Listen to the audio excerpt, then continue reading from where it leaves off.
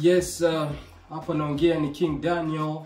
Ukiwa na pumzi kidogo nite King D, ni mbabe sana, kijana machachari, mwimbaji wa nyimbo za injili, rapper, naimba miondoko mingi sana, na pia ni mtangazaji kwenye Amisho TV.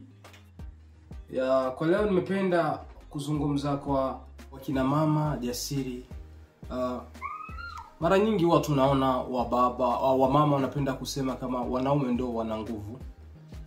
Wana nguvu kwa sababu tunaona kazi nyingi zinafanywa na wanaume. Lakini ningependelea kusema kwamba wanawake wana nguvu zaidi ya wanaume. Wamama wanafanya kazi kila kukicha. Mama anaweza kuwa anatumika kazi, lakini akifika nyumbani ataosha vyombo, ataosha watoto, atafanya kazi nyingi, hata asubuhi, mchana anaamka tena kwenye mihangaiko yake. Kwa kweli mwanamke ni jasiri. Wababa, hakuna mtu ambaye amefaulu, hakuna mtu amepata success bila kuwa na msaidizi mwenye mawazo, mwenye mafikira mazuri na kuweza kumuonesha mwelekeo. Ni wengi ukikuta na masingo, ni wengi utakuta hawakufikia success, ni wengi wana hata mali zao unakuta zinakwenda zagara, lakini utakuta mbaba, kwa sababu anakuambia ukishakuwa na mama, ukishakuwa na mke bali umekamilika. Kwa kweli wa mama ni washupavu sana, wanajituma. Unajua kuwa na kiumbe miezi 9 tumboni, kwa kweli Mungu ameona ni vema ajihusishe. Mungu angeweza kuumba hata mwanadamu bila kupitia kwa mama, lakini ameona ni vema watu, yani wahai, Mungu aweze kumuumba mwanadamu kupitia kwa mama. Ndio maana mama ni mtu muhimu sana. Kuwa na kitu miezi 9, unaona.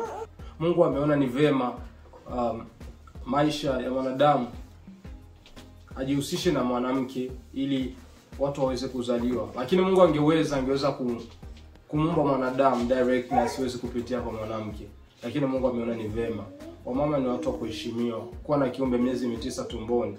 Hata baba, kwa sababu wanasema tuna nguvu, hatuwezi tukaviweza.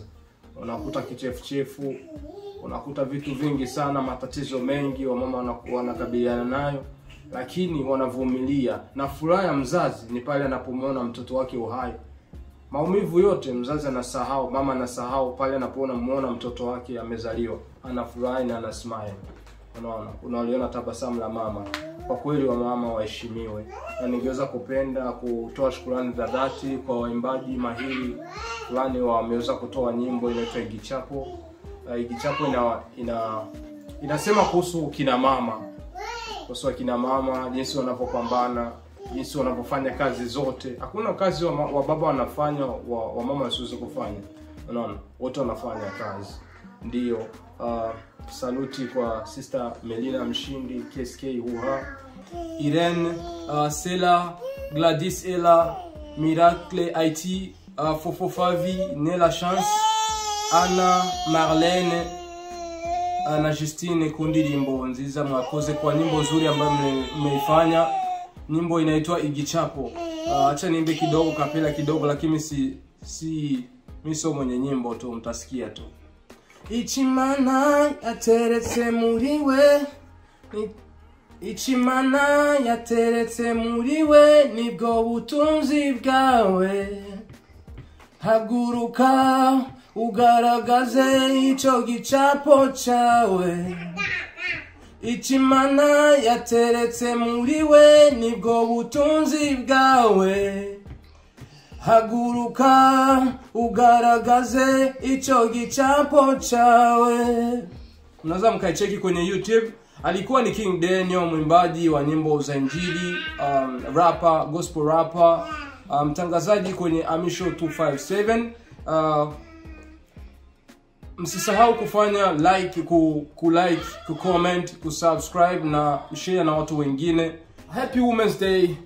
Shout out to my mama. Special to my mama and all the mamas, all the sisters all over the world. Be blessed. Tunawapenda sana, tunawaheshimu sana. Respect to my mamas.